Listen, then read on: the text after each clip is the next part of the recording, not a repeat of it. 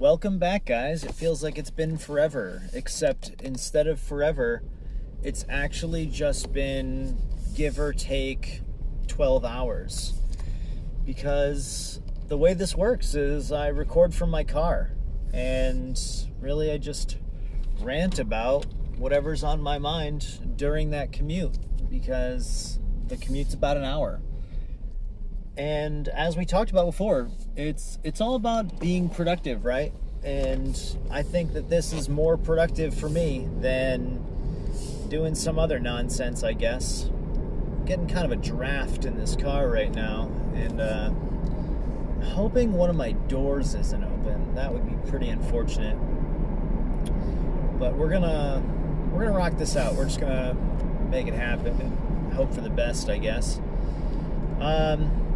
Good news, I found out today that, for those of you who don't know, I am a co-owner of a laundromat, which is kind of a long story how I got into that.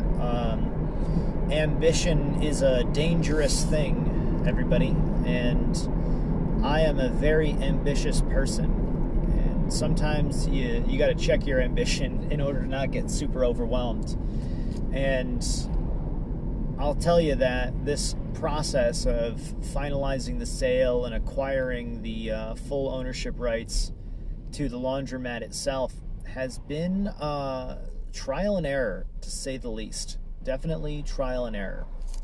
And I got some really good news today. We basically were able to work with the lawyer to restructure the loan. So that's awesome, because that means we're going to save a bunch of money on this laundromat overall. And it basically just means that we're going to be able to close on this thing within the next month or so. And that's pretty awesome. I'm super excited about it. Now we just have to finalize the paperwork and kind of get everything settled and finish it out. So that's pretty awesome. I'm super excited about it, and if I don't sound super excited, it's just because I sound sarcastic all the time, and that works for me mostly because I am sarcastic a lot of the time, but it does bleed over into things that I actually care about and or are serious about, and so that can be confusing for some people. So there's a little tidbit about my communication style, I suppose. But we're here, we're stuck in traffic right now, and that's all right, because I have plenty on my mind, because really all I ever do is I just think for a living, basically.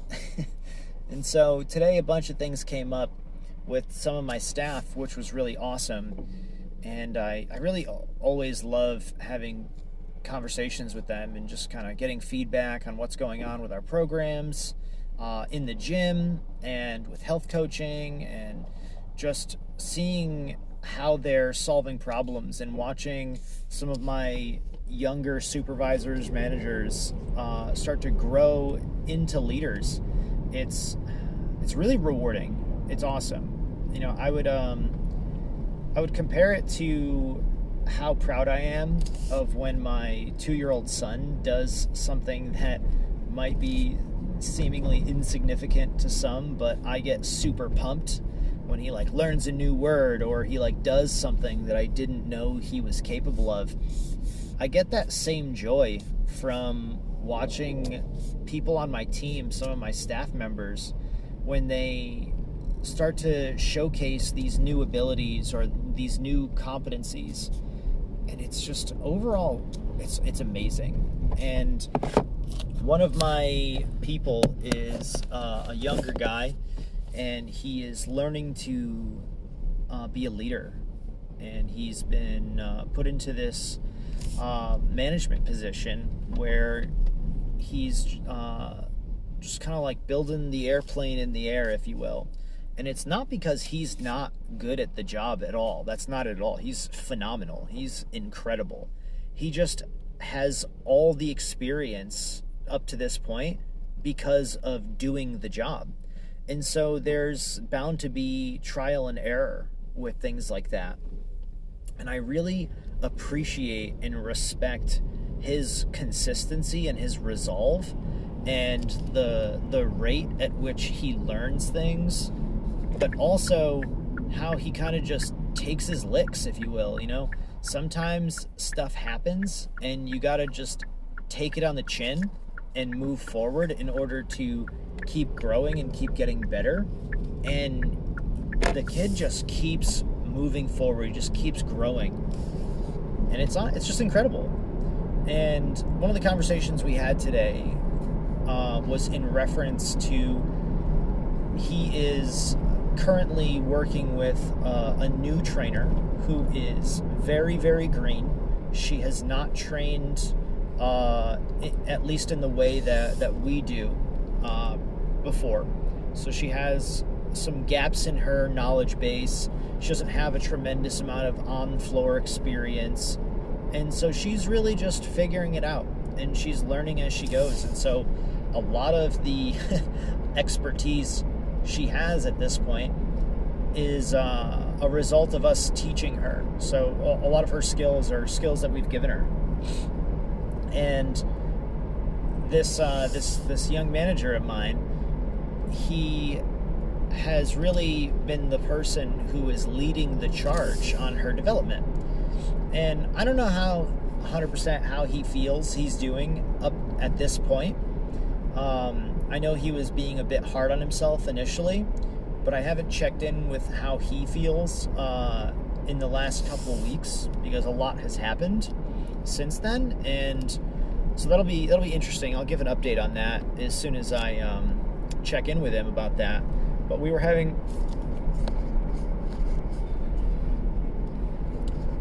a conversation pretty recently, as early as this morning, about how he is teaching her how to make decisions and how to get out of her own way.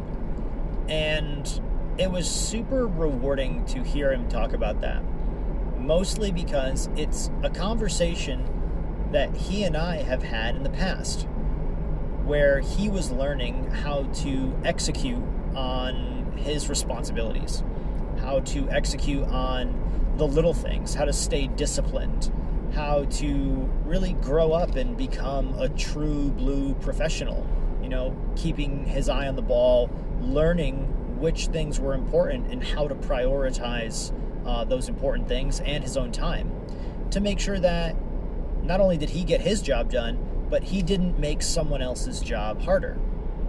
And so he was updating me on how this new trainer's development is going, and he started talking about the things that he was teaching her.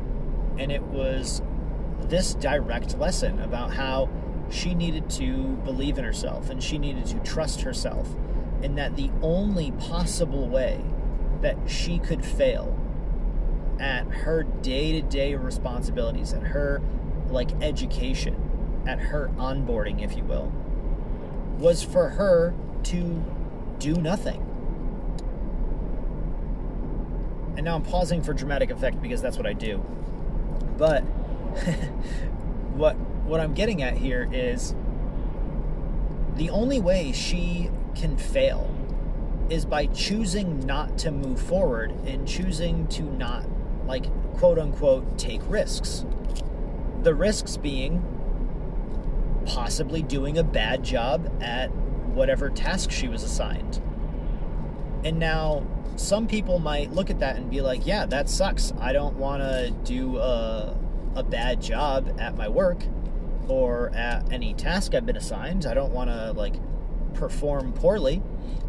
And I would say, yeah, nobody does. No sane, reasonable person, I guess, doesn't want to do a bad job unless they really hate where they work. But for argument's sake, we're going to pretend that this person loves it here and we're amazing, right?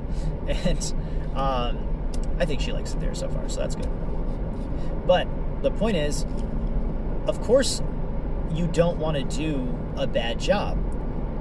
But it's not about doing a bad job. It's about you either do the work, good, bad, or otherwise, or you don't.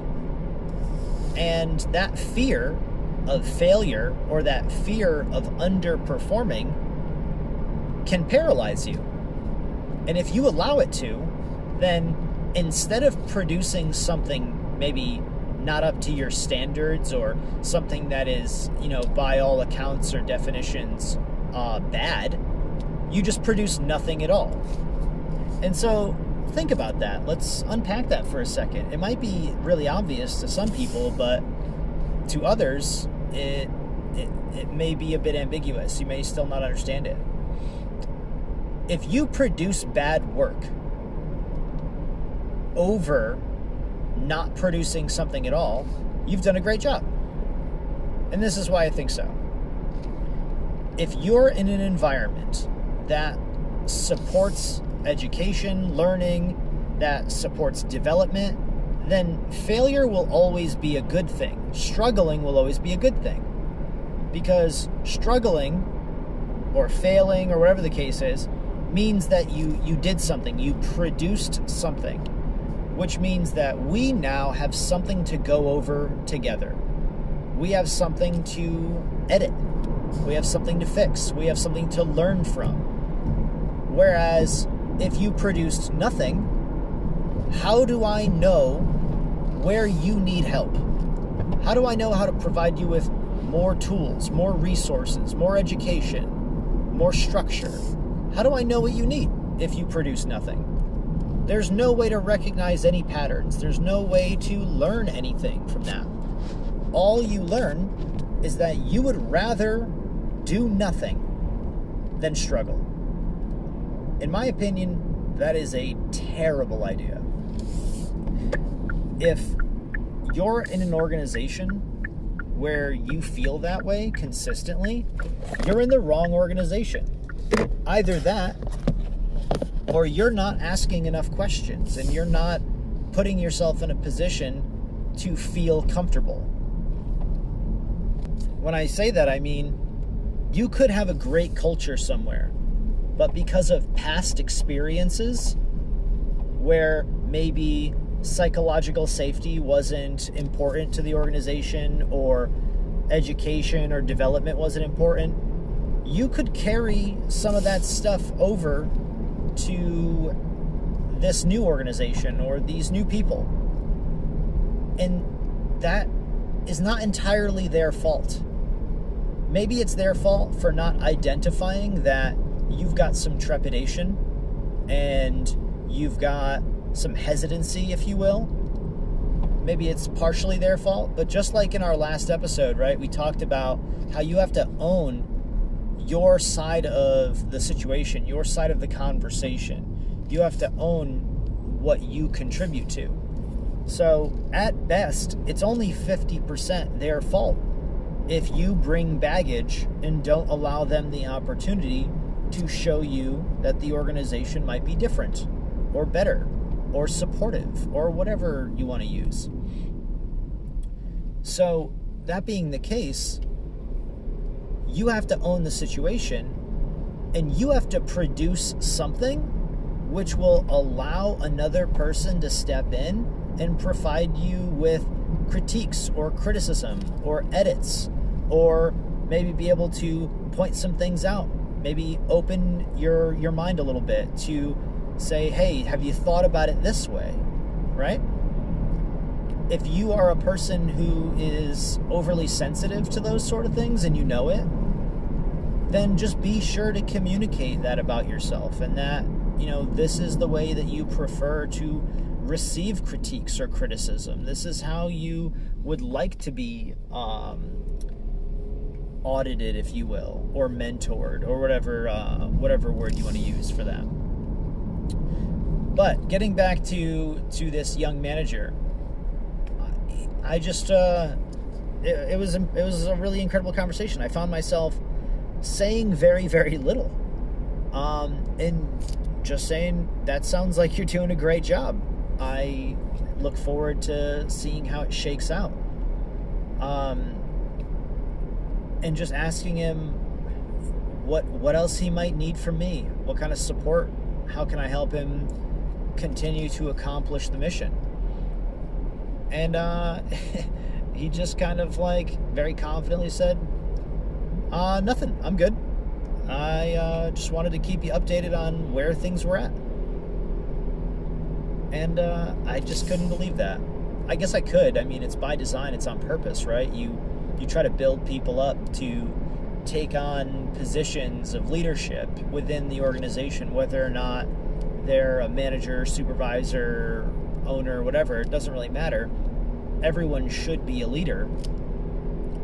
But it's just every single time it happens, I find myself just in awe and so inspired and happy that I just don't often give myself opportunities to reflect on it. So maybe that's what this podcast is a little bit.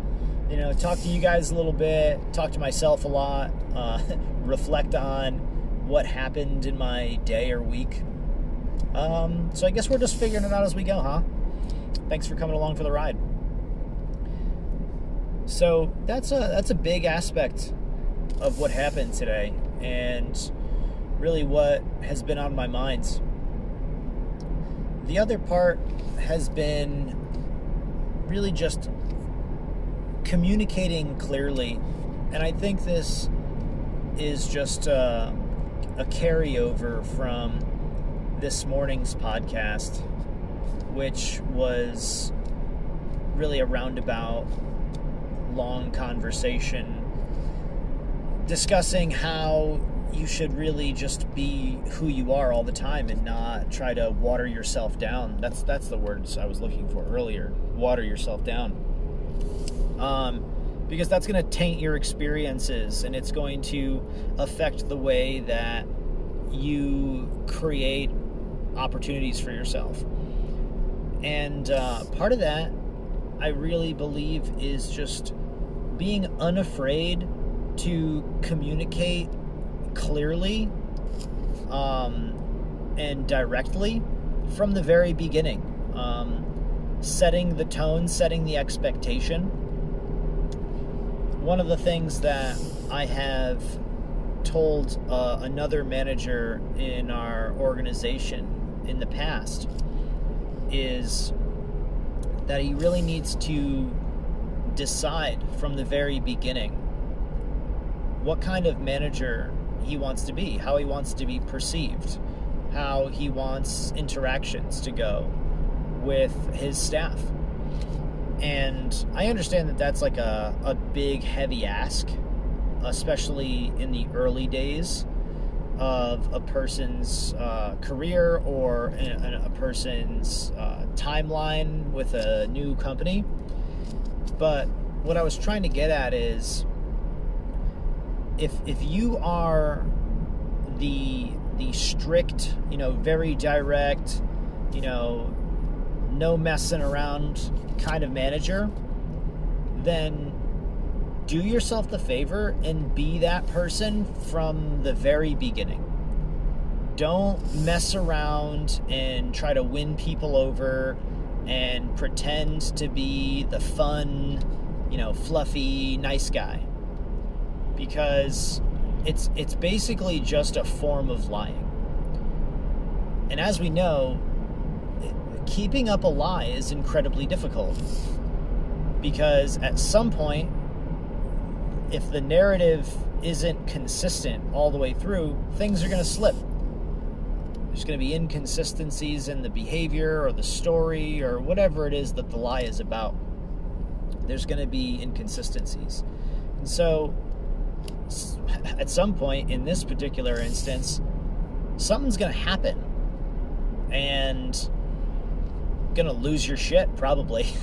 Or you're going to snap at somebody, or you're going to be a little too direct with somebody comparatively to how you were acting before as the fun, nice guy. And what's going to happen is people are now just going to think you're a jerk. And you might be thinking, well, what if you were a jerk from the very beginning? People would just always think you're a jerk. Maybe. You might be right. But you would be consistent. And you wouldn't take anybody off guard. And you wouldn't give anybody a reason to not trust you or resent you or think that you're fake. You wouldn't give anybody a reason to do or believe any of those things. Because you've been the same person all the time. if you've been the direct, straightforward, maybe strict person in your organization the entire time, it's not, it's okay for you to sometimes be fun, to sometimes laugh or crack jokes or things like that, because that's human. It's okay to break character and have fun at work, but it doesn't work the same way if you're the very fun, happy guy all the time. You always want to have fun, you always want to make people happy, make people like you. It doesn't always work the opposite way, because when you turn around and try to be very serious or very strict, people might not take you seriously anymore. They might think that you're kidding or that you're joking. And so it might sound like a double-edged sword to you here, and I would agree with you. I think it is. I think that's life, though. You have to choose your difficult. You have to choose your hard. Right? Nothing is going to be easy. But know that whatever it is you choose, it needs to be truly and honestly who you are. It needs to be consistent. It needs to be honest. Because if you're pretending, you're altering the experience for yourself and the other people around you. And then when things get tough, because they will, because that's life, things happen, you might flip the switch and your true colors might come out. Or you might come off a little too stressed, or you might feel the pressure of keeping up this narrative of this character that you've developed. And I think that's really what I was getting at before, is maintaining that consistency. It's important for every interaction in your life.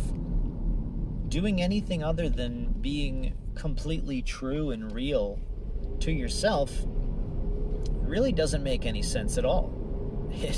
It honestly, it'll, in my opinion, it'll hurt you way more often than it will help you.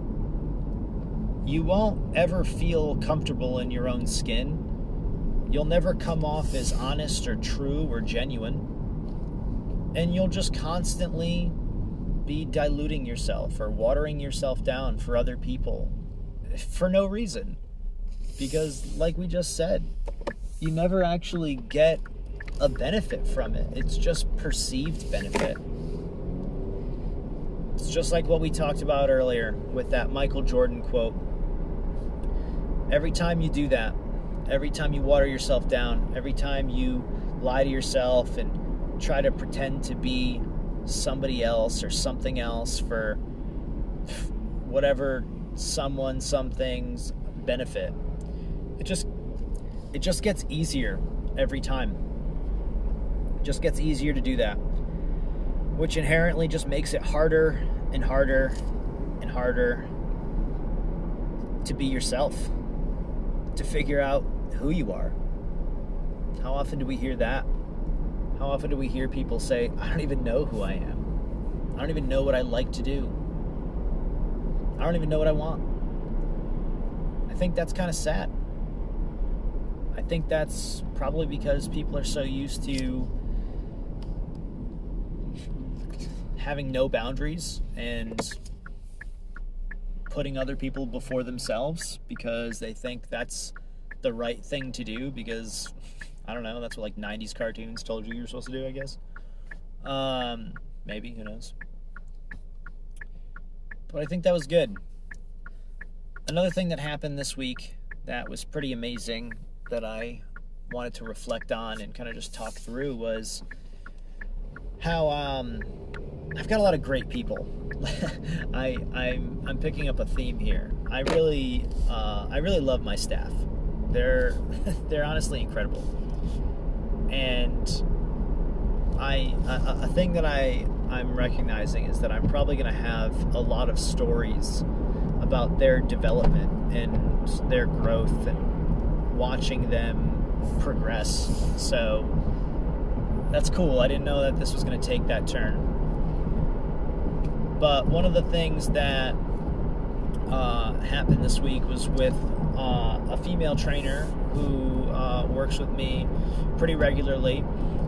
She's part-time, but only by just a little bit. She's been building her book up, and she's been getting so much better every day, every week, and she works really hard to make sure that she's delivering a product that she can be proud of, but also that people want and that she feels good delivering.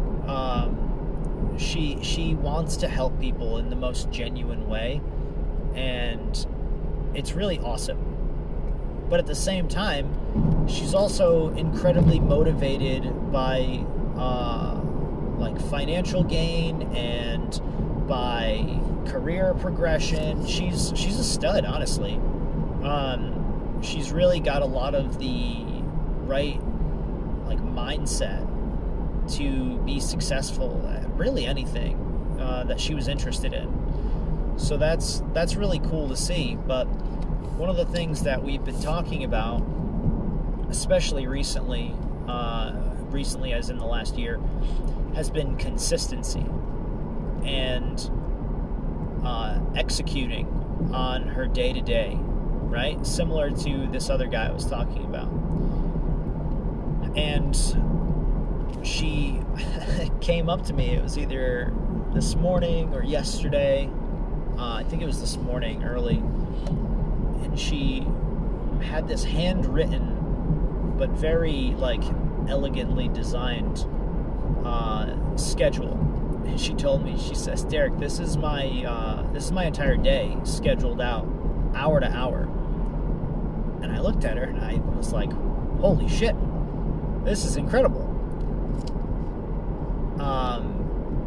And she started telling me, she's like, I picked up on how discipline is the only thing that's going to help me accomplish all of the things that I want to do every day.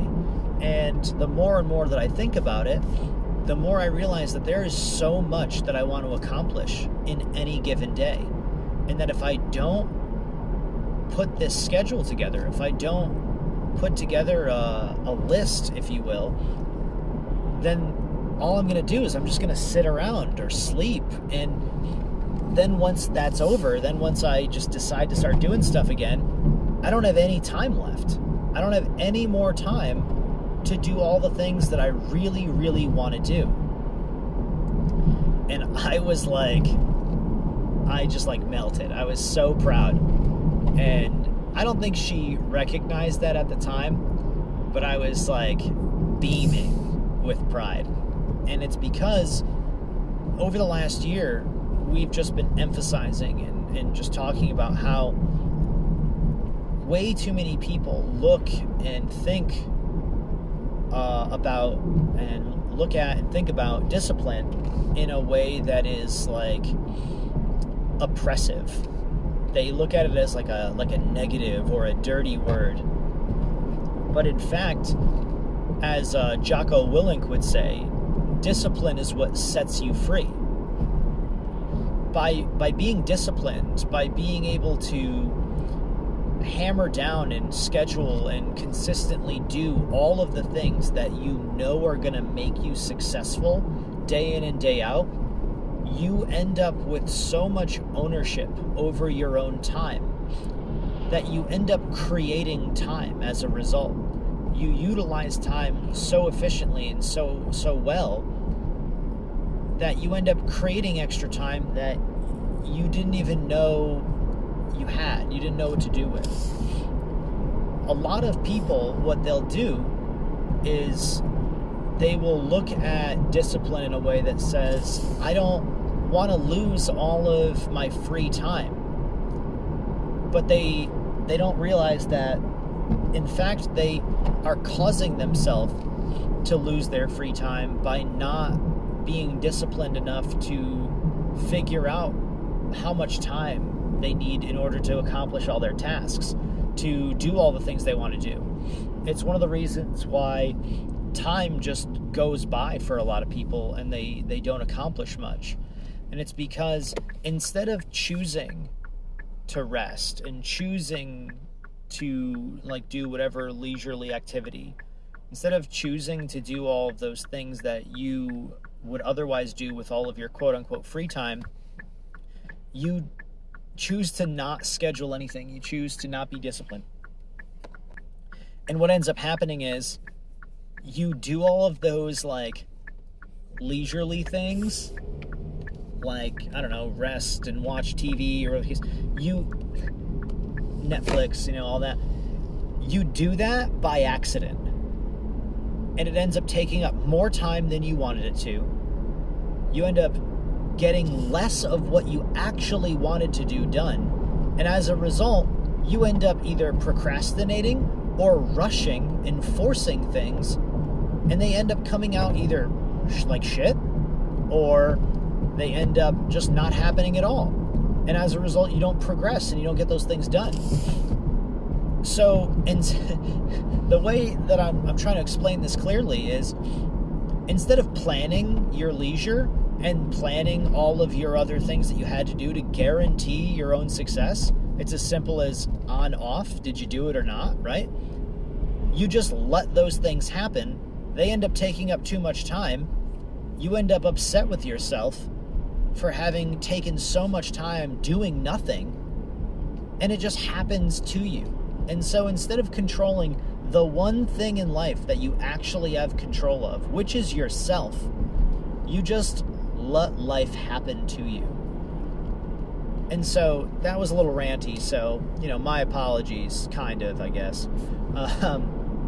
But getting back to this trainer that I was talking about, she figured it out. She had this realization, and she realized she had so many things that she wanted to do, like legitimately wanted from her life, that if she didn't plan these things and have the discipline to execute on them regularly and take care of herself properly, she wasn't going to get those things out of life.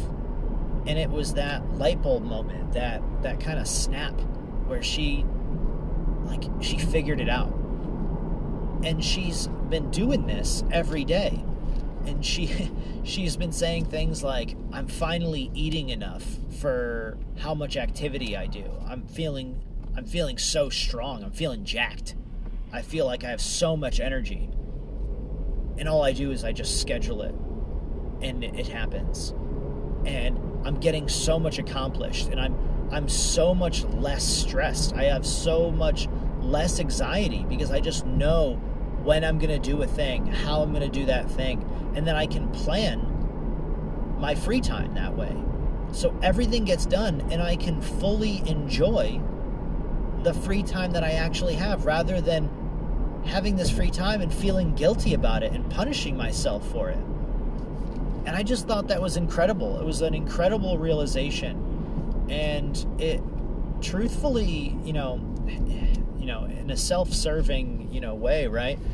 It made me feel so good about what I'm doing. It made me feel so good about the things that I'm trying to teach to our team, the things that I create, the things that I'm writing, just everything that I do during the day. It was a serious, just like, wow, that's what validation looks like. That's what success feels like for something that is intangible. I can't hold that feeling. I can't, recreate it with blocks or something. It either happens or it doesn't, and I'm only a portion of that interaction. I'm only a piece of it. I just try to guide that result. And to see it happen, and to see the other person accept that mentorship and the education and the learning and all of these lessons that we're trying to provide, to see them accept it and then make it like the practical application of it, and then do it consistently. That's got to be what creating culture feels like. It must. I don't know. It was incredible. Needless to say, I've got a lot to be grateful for and thankful for, and I think doing this podcast might be one of the better ideas that I've had, because at the very least, if none of you guys, none, right? If no one listens to this at all, at the very least, I get the opportunity to the week and lessons that I've learned and viewed and taught to other people. But that's it for now, guys. So, my name's Derek Marcet, and this is the Marcet Experience. And just remember that this podcast is funded directly by donations. So anything and everything is greatly appreciated, and all of that money will go directly into creating a more quality experience for the listener. So thank you guys very much. Remember, this is on Spotify, it's on Anchor, it'll be on Google Podcasts and other places, YouTube pretty soon. Please leave me a voice message on Spotify or Anchor. Let me know if you want to be a guest with me on one of these. I can phone you in and we can have a conversation in the car here. Or if you have anything that you want to hear more about, or if you have some questions that you want addressed, I'm in this for the long run, guys. I'm excited about it, and I appreciate every last one of you guys. Thank you so much.